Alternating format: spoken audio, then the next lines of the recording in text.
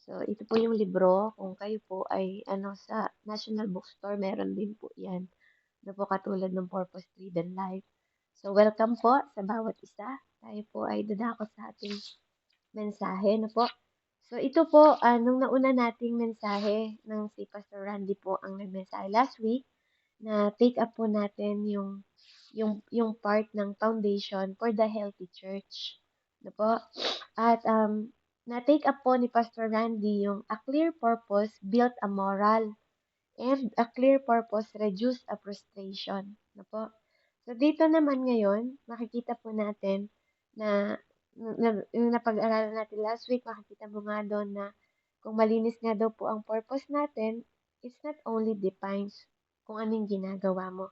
It defines kung ano po yung hindi mo ginagawa. No, kasi mahirap nga naman na salita ka ng salita ng mga bagay na gusto mong gawin kasi mo naman ginagawa, di ba? And then ngayon po, dadako tayo sa dalawang points muli ng healthy church. Na po, ang points natin na una is a clear purpose allow concentration. Na po, pag sinabing concentration, di ba, nagko-concentrate ka sa isang bagay. Na for example, tinititigan ko to, di ba? Nakakoncentrate ako dito kung ano tong kulay, ano bang katangian nito, 'di ba? Yun yung concentrate, naka-focus ka. Ibig sabihin naka-focus ka. So, ito pala ay isa din sa clear purpose na inaalaw dapat natin, no, yung concentration. Sabi dito, Tagalogin ko na lang po yung pinaka-English, puro English po kasi ito. Sabi niya, um yun kapag daw po naka-focus ka sa ilaw, no? Ito daw po ay merong tremendous power. Focus light that has tremendous power. Pag sinabi kasing tremendous, ibig sabihin, ito yung napakalaki o makapangyarihang ilaw, parang ganun. Malakas yung sinag niya, no? Pag naka-focus. Light. Amen? Super, yes. Okay. Okay, then, pag sinabing diffuse light has no power at all. Pag sinabing diffuse, ito naman yung mahinang ilaw, no? Alimbawa, katulad ng mga lampshade, 'di ba? Yung konti lang yung ilaw nila, yung mga flashlight, 'di ba? Yun yung mga diffuse light na hinahalimbawa. Ano po? Pag yun daw ang ginamit natin, hindi daw talaga yun powerful at all. Hindi yun makapangyarihan. So, makikita natin dito, sabi niya, sa madaling salita, for instance, sabi niya ganun, by focusing the power of the sun, kapag daw nakapokus daw po yung kapangyarihan ng sinag ng araw sa magnifying glass, no, napag-aralan niyo ba noon nung kayo po ay mga elementary, di ba? Kapag nakapokus siya sa magnifying glass, makakapag-set ka ng fire, di ba? Yung pag halimbawa, tinutok mo siya sa papel o tinutok mo yung magnifying glass, di ba? Oo, nakakasunog siya na po ng dahon, ng mga papel, di ba? Nung tayo elementary, mga ginawa natin yan. Sabi niya doon, but you can set the leaf on fire if the same sunlight is unfocused. Pero hindi mo daw yun maaanuhan maisiset ng apoy kung hindi daw siya nakapokus, di ba? Totoo naman, di ba? So, ibig sabihin, ang pinapaliwanag dito, kailangan nakapokus ka. Concentrate, di ba? Nakakoncentrate ka para magkaroon ng fire yon. Nakatutok siya, nakapokus siya doon sa leaf, di ba? Nakasteady siya, steady, stable, ganun. So, kapag ang light daw po ay nakakonsentrate sa higher level, no, sa mataas na level, na po ito ay parang laser beam. Ito daw ay nagka-cut through the block of steel. 'Di ba? Meron yung, alam niyo yung laser beam na nagka-cut na gano'n ng mga metal, no po, na pag sa sobrang init ng level ng init, kaya po nilang makaputol ng even mga bakal. No po? So, ang principle daw po ng concentration sa trabaho ay ang bawat mga area nito, no? Yung mga area nito, kailangan din po nakapokus. Sabi niya, ang focus ng buhay, sabi niya dito, at focus ng isang simbahan o church ay nagkakaroon daw ng greater impact, na malakas na impact, no? Malakas na kesa daw sa mga hindi nakapokus, no? Kaysa sa mga hindi nakapokus, malakas daw ang impact kapag ikaw ay nakapokus, diba? Lalo na sa ginagawa mo. No, like a laser beam, sabi niya ulit, the more na nakapokus ka daw sa church, no, your church, become the more impact it will be have on society. Kapag daw nakapokus ka sa church mo, o kaya kahit sa small ministry na ganito, no, meron daw itong ipoprovide na more pa na kayang abilidad, di ba? Or kakayahan, di ba? Na pwede pa nating gawin, no po, para sa ating nasasakupan sa society natin. No, so the reason for this, ang dahilan daw po ng mga ito ay kailangan magkaroon tayo ng malinaw na focus na ia-allow mo no, to concentrate para ma-focus ka at yung lalo na yung effort mo, your effort. Concentrate your effort daw no po sa ginagawa mo. No, i-allow mo na yun yung purpose mo. I-allow mo sa sarili mo na ito yung ginagawa ko, dapat makapag-focus ako dito. No, niloob to ng Lord. Ikaw nilagay ka dyan ng Panginoon, di ba? Dahil alam ng Lord na maliit man na bahagi ang parte mo, may parte ka pa rin dyan. Amen? Kung ikaw concentrate mo. At pag kinokos mo yung sarili mo, the more kang magkakaroon, di ba, ng ability na mag-grow pa, di ba? Mag-glow, di ba po? Sa tulong at gabay ng Panginoon. Amen? So, sinabi ni Tatay Paul daw sa, dito po sa ano, dito sa kanyang salita, ano po, na sabi niya sa Philippians 3:13, I am bringing all my energies to bear on this one thing, forgetting what is behind and looking forward what is lies ahead.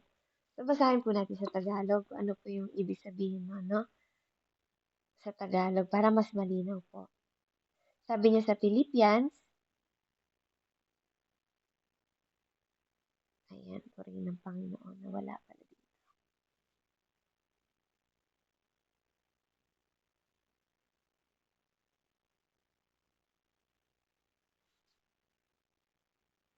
Okay.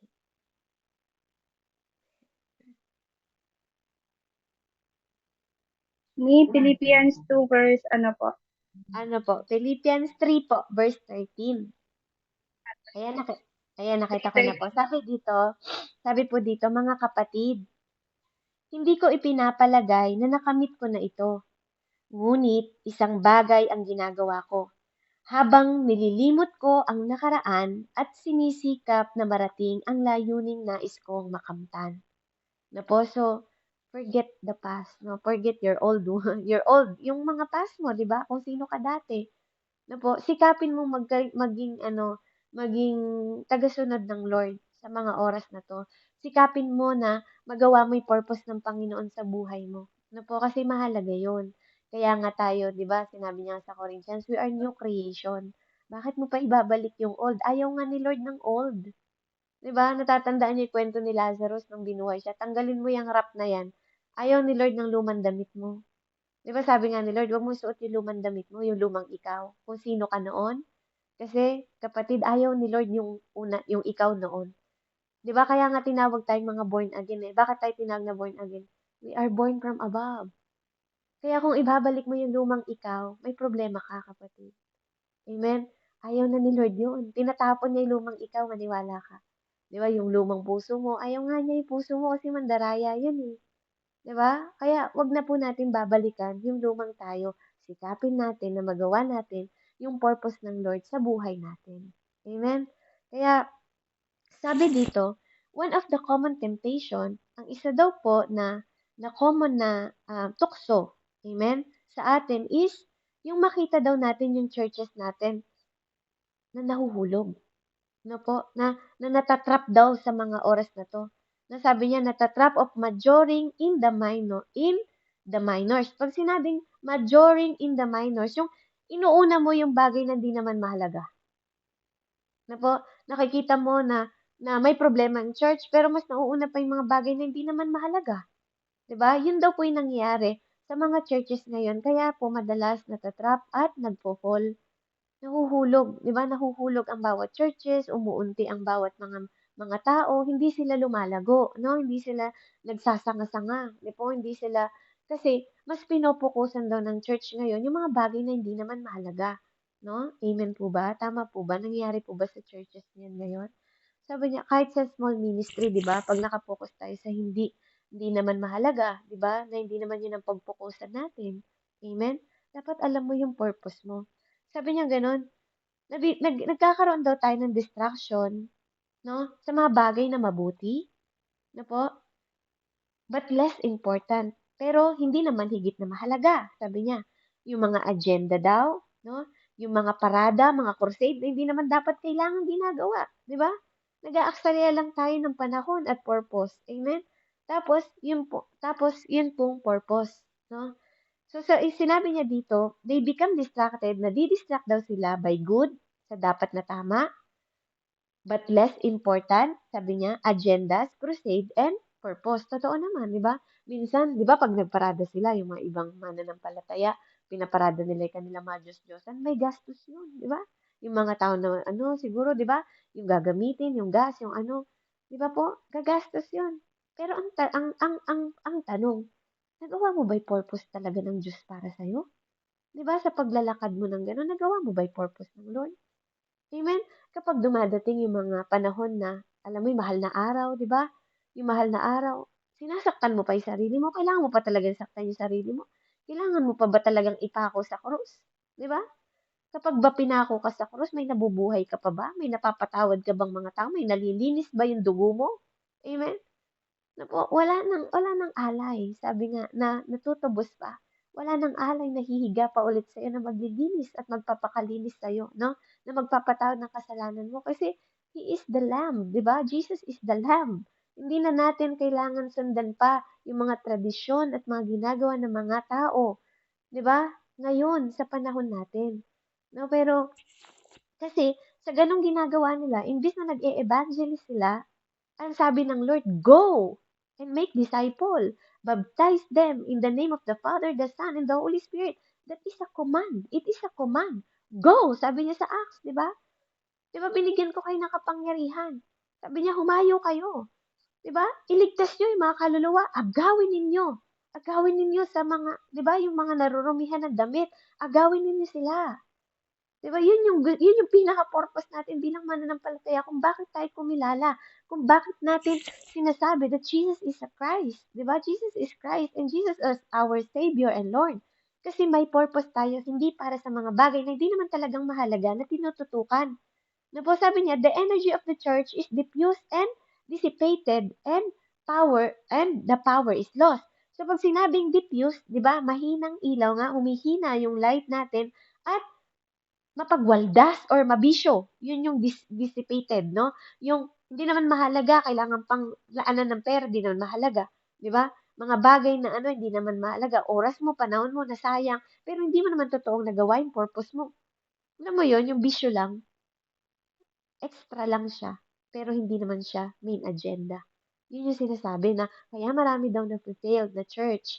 Kasi nagpo-focus tayo sa bagay na hindi naman totoong mahalaga. Amen? So sabi niya dito, kung gusto mo na ang church mo ay magkaroon ng impact sa buong mundo, sabi niya ganyan, kailangan meron kang major in the major. Di ba? Meron kang mahalagang pinagtututukan na talagang mahalaga. Yung pinaka-major mo, no? Major na, may major. Alam niyo naman na po yun, yung major, yung pinaka, natin, agenda natin na dapat dun tayo nakatutok. No? Yun yung pinakamahalaga. No? It is amazing to me, sabi niya, how many Christians have no idea. Naa-amaze daw po siya sa mga Kristiyano na walang idea, no? Na walang idea, na bakit daw walang idea sa mga objective, no? Sa mga bagay, 'di ba po, na mga agenda or mga pagpaplano, 'di ba, na nasa kanilang church, sa kanilang church. As the old cliche says, pag sinabing cliche, yung old cliche, yung mga tao na matatanda na sila na nagbibigay sila ng mga opinion, alam mo yun, yung mga sinasabi nila, yung mga napipredict nila ng mga bagay na something na pinaniniwalaan nila. Na po, yun yung mga tao. Sabi niya, the main thing is to keep the main things, the main thing, no? Ito daw yung kung meron daw kang bagay na tinatago, ito po, ito yung yun yung main thing na pinapahalagan mo. Parang ganun. Ang main thing ay main thing. Parang ganyan. So, in my opinion, sabi ni Pastor, sabi niya, yung mga ganitong churches na po, nagtatry daw na makagawa ng mas higit pa. Na po. So, this one, sabi niya, of the most overlooked barrier to building a healthy church. So, ito daw po ang nagbibigay ng overlook na barrier. Barrier, yung pagtatayo mo, yung barrier, yung tinatawag na gano'n, para makapag-build ka ng health church, no? Parang pader, para magkaroon ng stamina, stability, parang ganun, lakas, strength, gano'n. So, we wear out people. Sabi niya, too often, small churches, yung mga small churches daw po, nai-involve naman yung kanilang mga buhay sa mga iba't ibang klase ng activity at event na po at program. No, yung parang yung church dahil yun na yung dating ginagawa nila. Yun at yun na lang ginagawa nila. Hindi sila hindi sila nag lumalago. Hindi sila nagkakaroon ng bagong things kasi they always nakaprogram na sila. Alam niyo yung familiar spirit. Nakaprograma na, no? Ito lang gagawin nila, ito gagawin nila, ito gagawin nila, ito gagawin nila. Nakaganon lang, walang growing. Alam mo yun, hindi nag-grow yung, wala na bang bago? Yung parang ganun, lagi na lang bang, nakaprograma ka na lang na, hanggang doon lang, di ka na pwedeng magdagdag, hindi ka na pwedeng, magbawas kasi nakaprograma na sila, nakasetting na sila. Amen? So, yun minsan daw po, nagiging problema yon. Yes, same routine lang, paulit-ulit, walang ang tawag doon, may tawag doon eh. Wala siyang, parang hindi siya nag-grow. Merong salita na hindi ko makuha. So, yun po, So, sabi niya, saan na tayo? Kaya hindi sila, sabi niya ganyan dito, may mga activities sila na yun at yun na lang, pero hindi nila nadadagdagan. Instead, sabi niya, of concentrating like Paul. Instead daw na mag-concentrate kung paano ginagawa ni Tatay Paul noon. They double in 40 different things and miss being good at any of them. Sabi niya. Sabi niya dito, imbis na mag-focus sa activities, 'di ba, sa event at program, na-miss tuloy nila yung paggawa ng mabuti.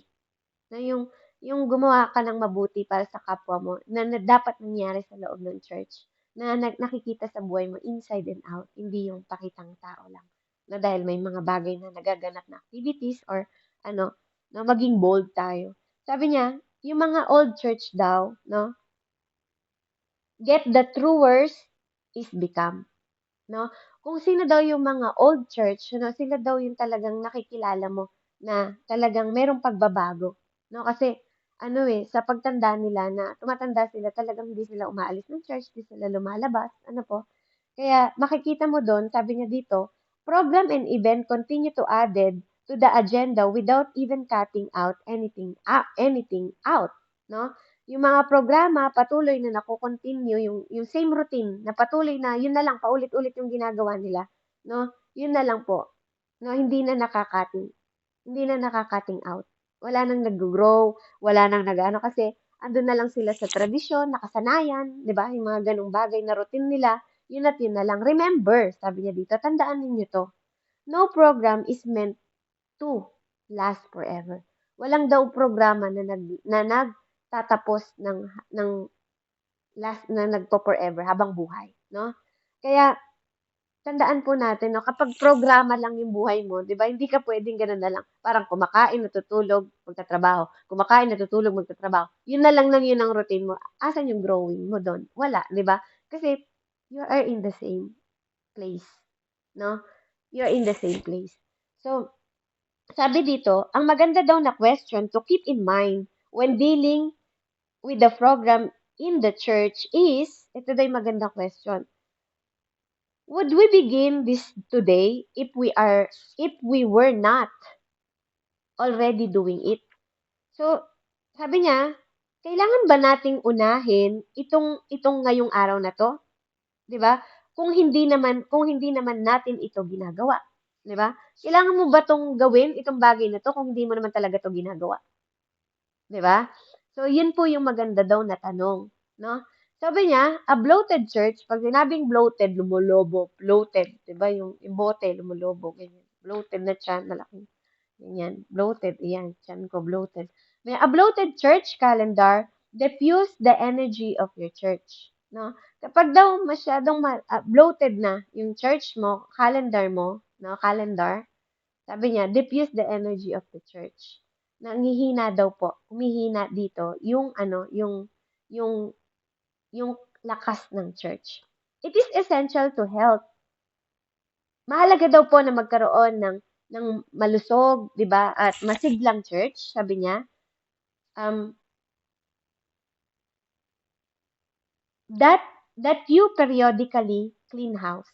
Na mahalaga daw po yung magkaroon ng healthy church na meron kang period po na periodically na clean house, na malinis na ba yung church natin.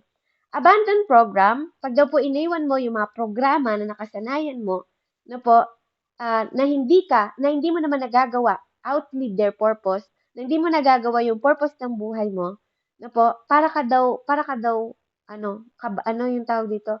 Para daw sinabi na, when the horse is dead, dismount. No? Yung, parang kapag ikaw ay, nandun ka sa church daw na may period lang. Alam mo yun, naka-program lang. Hanggang dito lang gagawin mo. May limit, gano'n. Periodically, no? Parang hindi ka pwedeng sumobra ng ginagawa mo. Hanggang dito lang ginagawa mo. Limitado yung bawat ginagawa mo para daw itong kabayong patay. Sabi niya, when the horse is dead, para ito yung kasabihan na, when the horse is dead, sabi niya, dismount. Pag sinabing dismount, bumaba ka. No, bumaba ka diyan sa kabayo na 'yan. Kapag patay na daw pag daw patay ang kabayo, bumaba ka. 'Yun yung sinasabi sa church na kapag gano'n lang ang church mo na nakaprograma lang na nakaprograma at hindi ka naman lumalago, sabi niya, abandon the program. Alisin mo 'yan, 'no? Iwanan mo yung ganyang klase ng programa ng church kapag baguhin mo. Ibig sabihin, ini-encourage tayo dito na maggawa ka ng bago na makaka-encourage sa mga tao or makakagawa ng purpose mo talaga, hindi yung lagi ka lang nakaprograma ng limitado, 'no, pero hindi naman naggo-grow yung mga tao sa loob ng church, 'no? Sabi niya nung ini-start niya daw ang Saddleback Church, 'no po, sabi niya, all we offered for first year, ang inoffer daw nila sa loob ng isang taon ay ang worship service. 'No? Yes, tama. Kailangan natin ng bagong strategy to encounter, 'no? O mahikayat pa yung mga ibang tao. Ayan. So, sabi dito, nung sinimulan niya daw yung Saddleback Church, nagsimula lang daw po sila sa worship services. No, doon niya, yung unang taon daw po na nagsisimula ang tatay, Ricky Warren, na po si Pastor, sinimulan niya sa worship service. And then, limitado lang daw po yung mga kabataan sa church nila, no, sa bawat program. Sabi niya, we didn't attempt to be full service. Hindi daw siya nag-attempt ng kailangan full service agad. No po? For instance, we didn't have the youth program until we were averaging the 500 in worship attendance. So, nung una, ang isa palang church talaga, lagi nagsisimula sa small, sa maliit, no? Dati daw po, hindi sila nagpo-full time, no? Limitado lang yung ginagawa ng mga kabataan. Tapos, worship lang ang inaano nila, worship service lang. Tapos, hanggang hindi niya daw yung sinimulan, hanggang naging over 500 na daw po yung mga nag-worship attendance. And sabi niya, wala daw silang isang araw ng program until attendance had grown to nearly 1,000. No po? At sa bawat araw daw po, lumago yun, no? Lumago yun naging 1,000 na sila. Sabi niya dito, napag-alaman ko, sabi niya parang we determine, napag-alaman namin, sabi na that we would never begin a new ministry.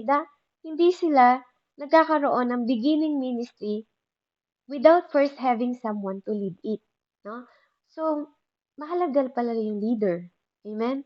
So, napag-alaman ko, sabi niya ganyan, napag-alaman namin na hindi ka para pwedeng mag-begin ng bagong ministeryo, sabi niya, kung walang tao, walang someone na magli-lead para doon, sabi niya. Kaya, if if no leaders emerge, kung wala kang na-raise na leaders, sabi niya ganon, wala kang naitatag na leader, no po, sabi niya, we would wait on God's timing before beginning the ministry. Inaantay daw nila yung tamang panahon ng Panginoon para daw masimulan po ang isang ministeryo. Sabi niya, kapag daw dumating na yung tamang leader, na po, tsaka niya lang daw pina-finally appear yung scene. No? Tsaka lang niya daw po ini-increase yung ministeryo. Sabi niya, yung isang part ng ministeryo na itatayo niya dahil meron ng isang leader na tatayo para doon, na mag-aalaga para doon. Amen? So, sabi niya dito, ah, itong plano daw na 'to ay nakatulong daw sa kanilang lahat. Sa kanilang lahat, hindi niya sinabing sa kanya lang, "We," sabi niya, kasi dapat meron tayong unity sa isang church. Hindi kayang pamunuan 'to ni pastor ng isa lang niya. Ikaw at ako, lahat tayo dito sa ministry, kailangan natin ng bawat isa. So, sabi niya dito, "We," sabi niya gano'n. Sila daw pong lahat, ano po, ay, nagtulong-tulong, nag-plan sila to help, 'no, para tumulong ang bawat isa na makapag-concentrate, 'no po, para magawa yung mga few things ng mabuti, very well, sabi niya, 'no. Sabi niya kaya lahat sila nagtulong-tulong po. Sabi niya dito, kailangan, para ma-initiate nila, 'no, yung bagong ministry, nagtulong-tulong sila. Nagtulong-tulong sila para sa ikagaganda at ikalalago ng isang bagong ministeryo na lagi nilang tinatayo na hindi lang, kasi hindi lang dati nga worship service lang sila tas youth. Nagtatayo ulit sila ng iba dahil meron na silang, isang leader ulit na mga right leader na nakita.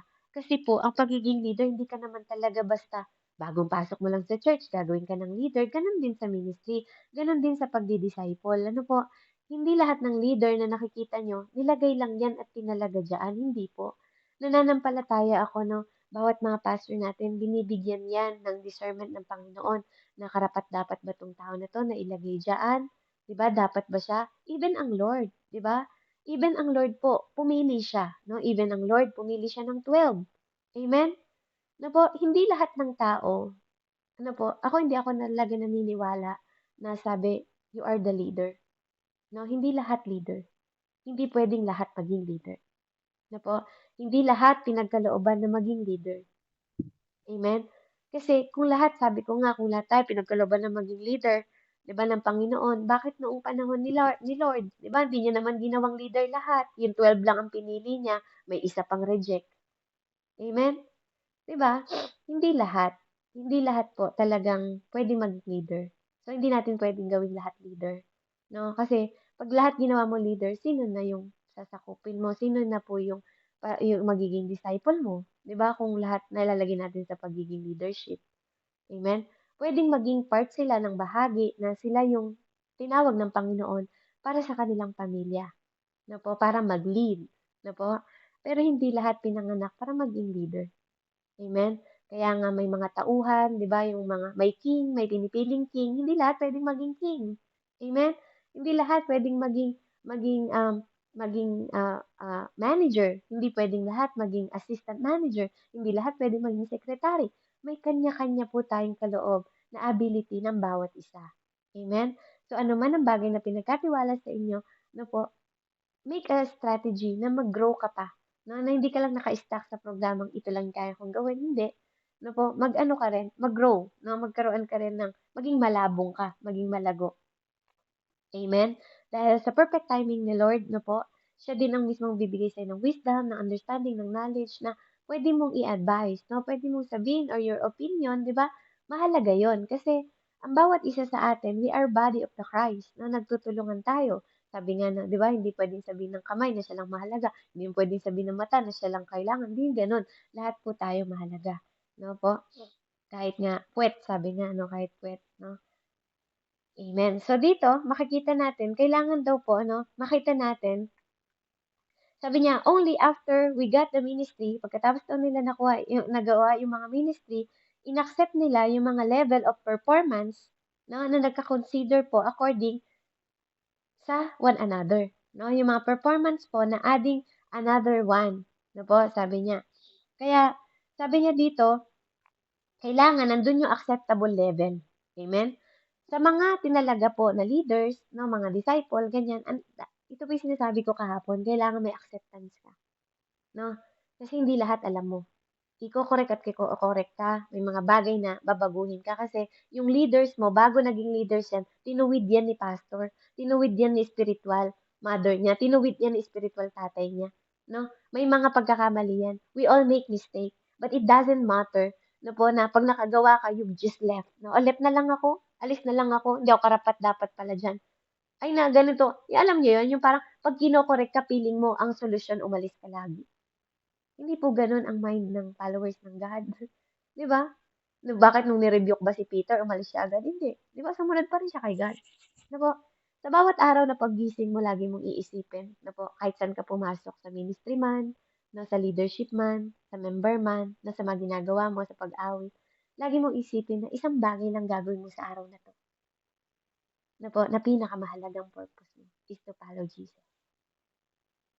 Follow Jesus' way, follow Jesus' will. Amen? Follow Jesus' attitude, follow Jesus' character. Di ba? Yun yung pinakamahalaga na purpose mo. Na kahit saan ka magpunta, punta ka sa bahay ng biyanan mo, follow Jesus. Punta ka sa bahay, sa church, follow Jesus. Amen? Punta ka sa ministeryo, follow Jesus. That is our purpose. No? Para sa akin, yun po yung purpose na mahalaga. No, sa bawat performance mo, umaawit ka because you sing for Jesus. Di ba? You sing for Him, for His glory. Amen? So, being efficient, no, para maging efficient daw is not the same for being effective. Amen? So, magkaiba pala ang efficient. Pag sinabing efficient, no po, ito daw po yung, doing right, no? Pag sinabing efficiency, ito yung ginagawa mo, doing things right. Pag sinabi namang effectiveness is doing the right things, di ba? Ginagawa mo yung dapat mong gawin at ginagawa mo yung bagay na dapat mong gawin.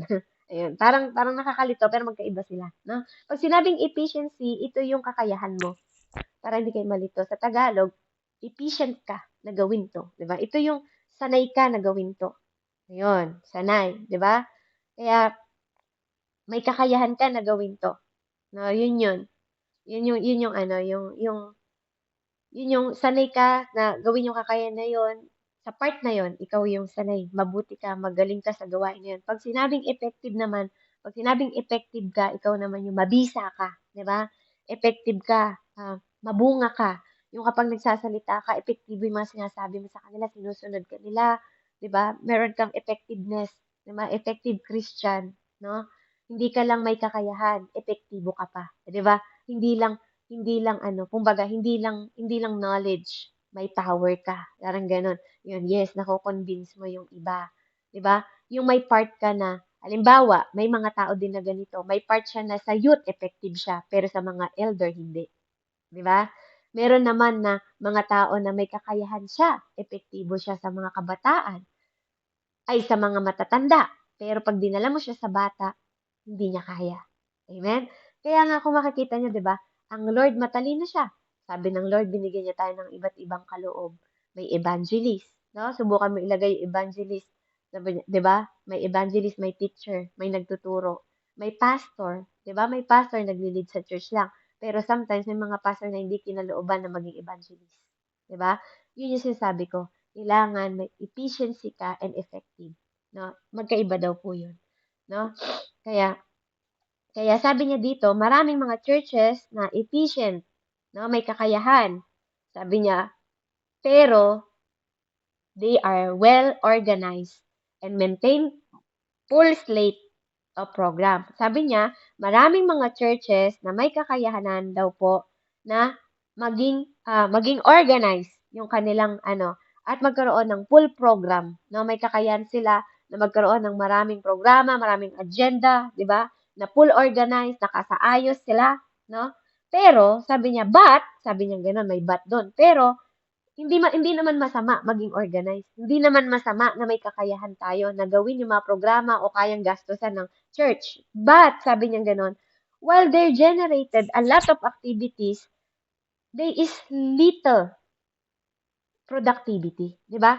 Oo nga, nagagawa yung mga activity. Pero, yung mga activity na nagagastusan nyo, napupulpil nyo, pero ang tanong, nagiging productive ba yung mga tao? Di ba?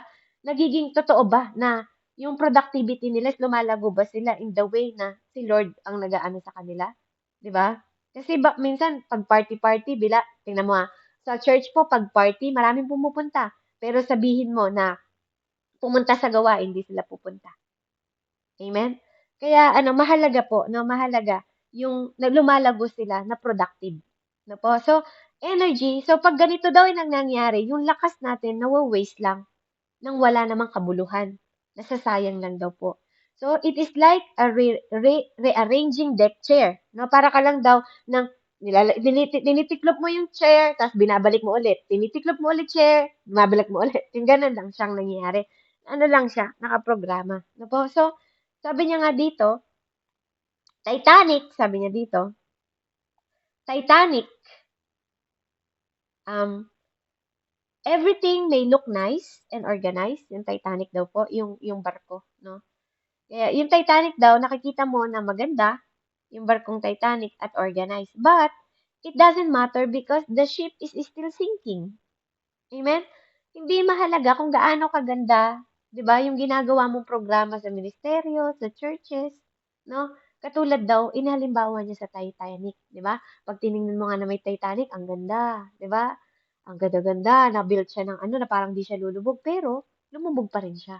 Ganon din sa church, no? Kahit maganda pa yung church mo, kahit mag-aayos pa lahat at naka-organize yan, kung hindi naman efficient at effective ang nangyari sa loob ng gawain at hindi nagiging productive ang mga mananampalataya, babagsak at babagsak ang isang ministeryo o ang isang church. No po? Kaya, huwag nating tingnan sa ganda. Sabi nga ng Lord, di ba? Huwag kang tumingin sa kisig ng isang tao or sa appearance niya. Kasi sa puso ako nakatingin. Di ba? Ano, hindi naman kailangan ni Lord ng magandang church actually kasi nakatira naman siya sa heaven. Amen? He have his own kingdom. Di ba? Para ano niya, ang gusto niya, ikaw. Ang inaabangan ng Lord, ikaw. Ano yung pagbabago na nangyari sa buhay mo?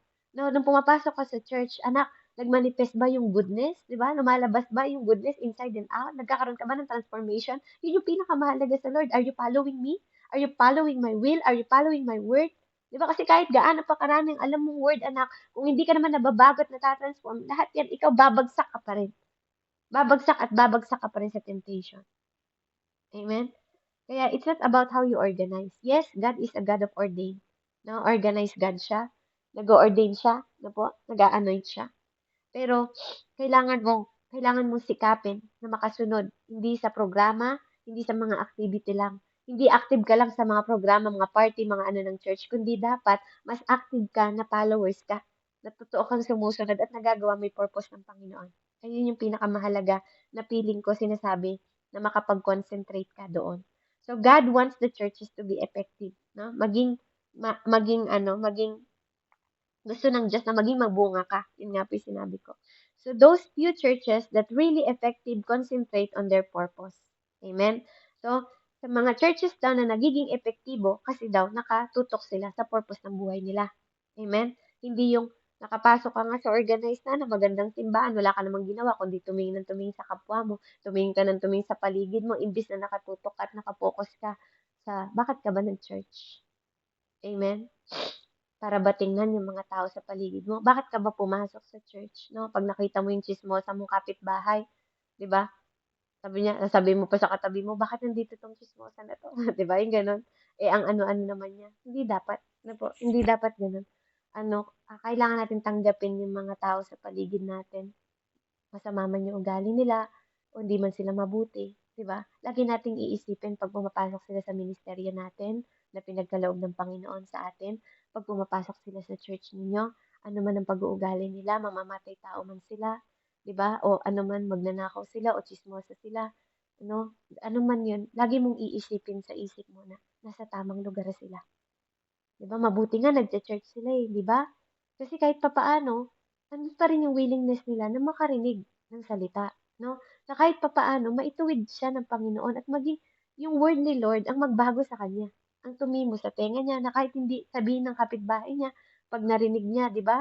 Na yung halimbawa, na sakto na ang kapahayagan kapag ikaw nag-gossip ka, di ba? Halimbawa, chismosa yung nagsimba. Kapag nag-gossip ka, ay di naman siya kilala ng pastor, hindi naman alam ng pastor yung ginagawa niya, di ba po? Pwedeng Puwede po na maitanim 'yun sa puso niya, ano po. Puwede 'yun maging bagay na purpose sa kanya kung bakit siya dinala sa church. Na lagi nating isipin na masama at mabuti ang pumapasok sa church. Ang church ay gamutan ng mga makasalanan tulad natin. Ang church ay gamutan ng mga mahihinang katulad natin.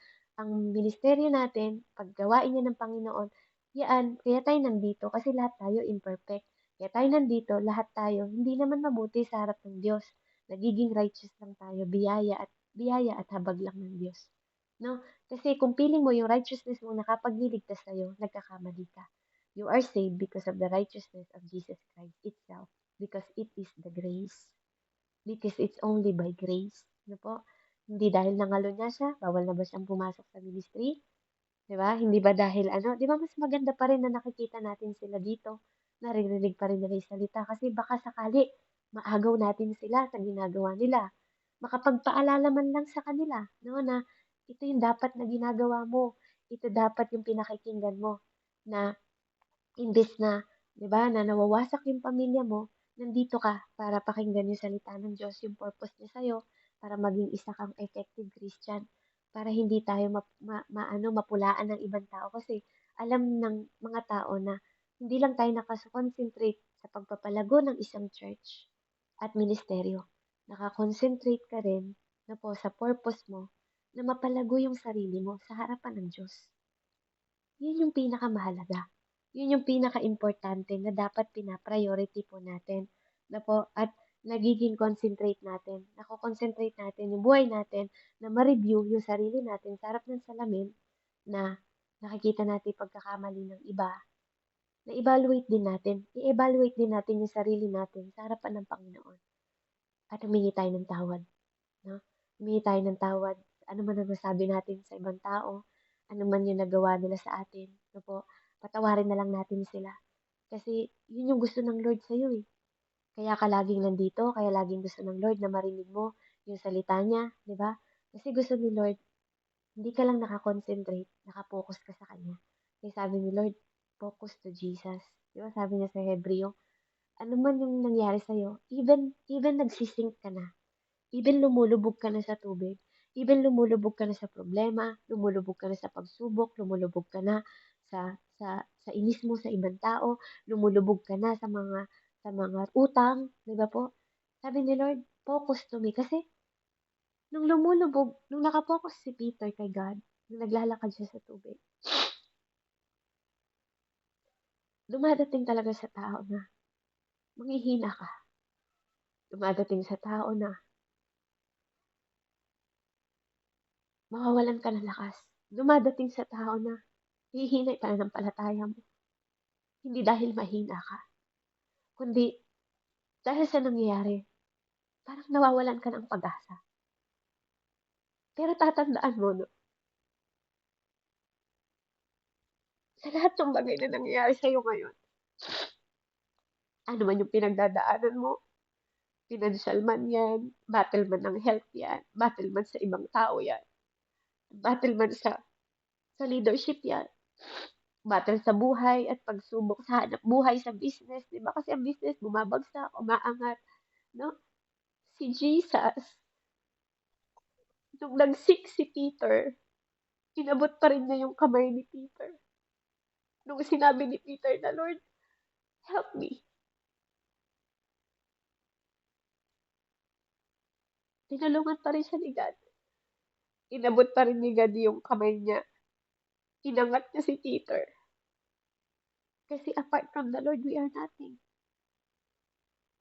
Sa leadership, apart from God's will, apart from God, we are nothing. Sa pamilya, sa mga anak natin, kung hiwalay tayo sa Diyos, we are nothing.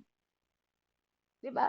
Kaya, hindi ko na po siguro take up yung pangalawa nating purpose, no? The attract of cooperative. Kasi nag-spend na ako ng time dito. Si Pastor Randy na lang po siguro ang magtuloy. No po? Kaya yun lang yung pinaka-message ngayon na mag-focus ka. Na mag-focus tayo, maging effective tayo at efficient. At tandaan natin na po, kahit gaano pa yung sinusuot mo, kaganda, kahit gaano ka pa kaganda sa mukha mo, naglalagay ka ng kolerete, nagsusuot ka ng mga Amerikana, nakasakay ka sa kotse, di ba? Nag-church ka, kahit gaano pa kaganda yung church mo, na po, ikaw pa rin yung church at temple na hinahanap ng Diyos.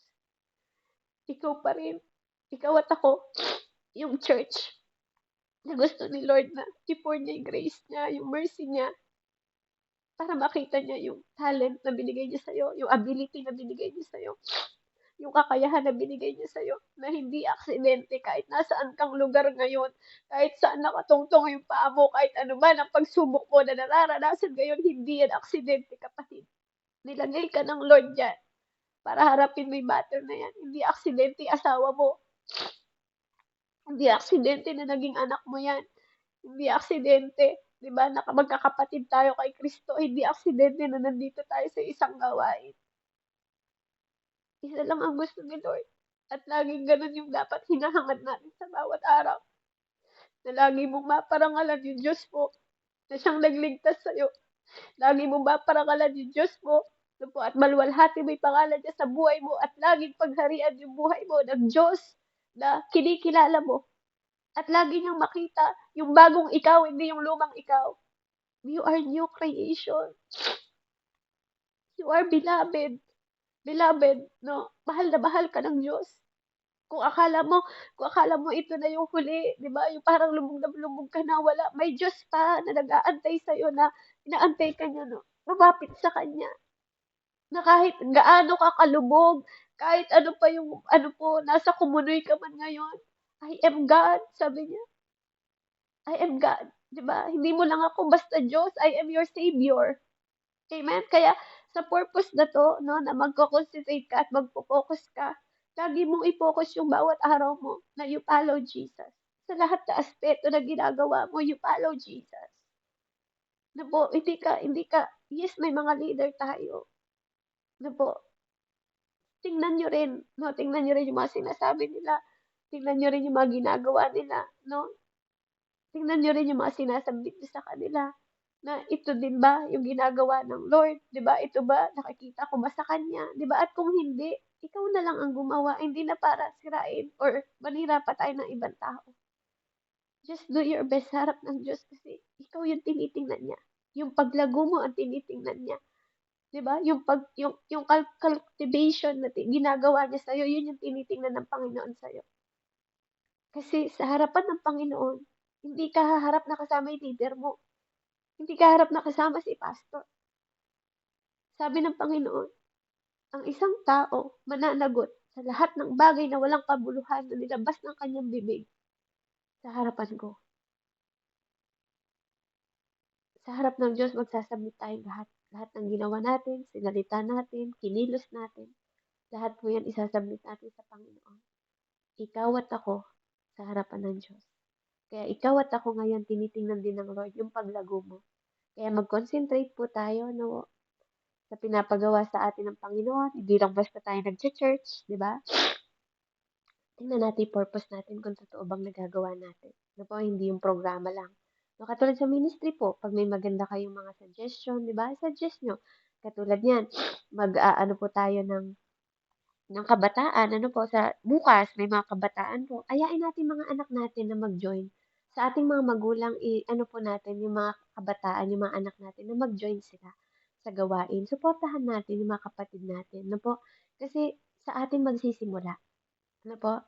Ikaw yung tinawag ng Diyos, ikaw ang gagamitin ng Diyos. Amen? At dapat po tayo magpagamit sa Diyos for the purpose, for His will, and for His way, to be His temple.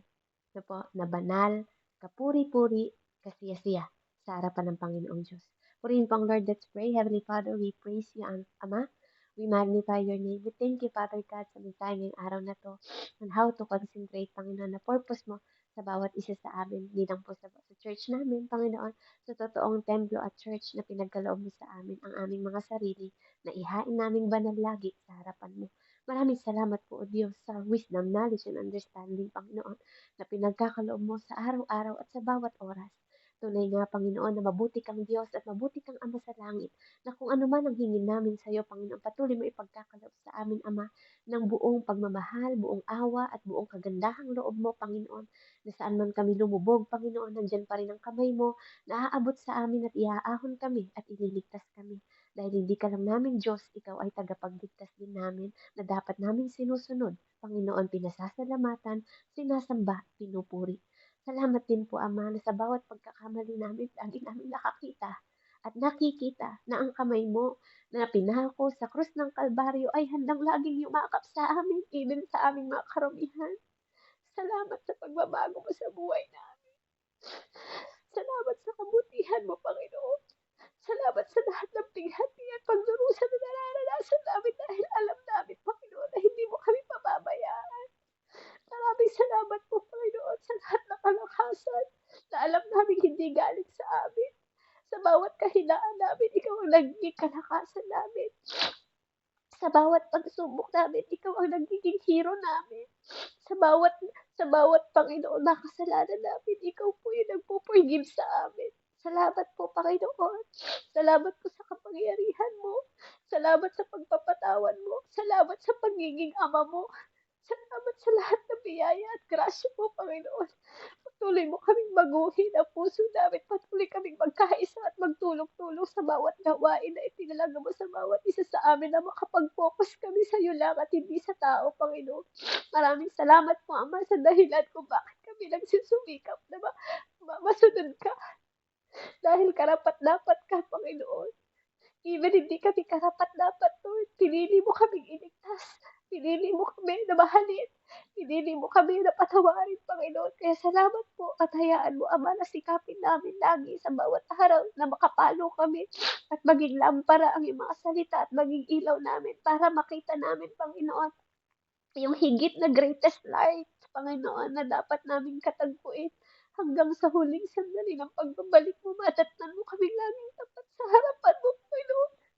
Salamat po, O Diyos, sa iyo po. Papuri, pasasalamat at pagsamba sa pangalan ni Jesus na aming Diyos na makapangyarihan sa lahat. In the name of the Father, the Son, and the Holy Spirit, I pray.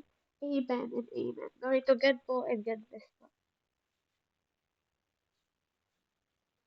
Amen. Ayan, purihin ang Panginoon. Umuulan po sa ating presider. Hindi po tayo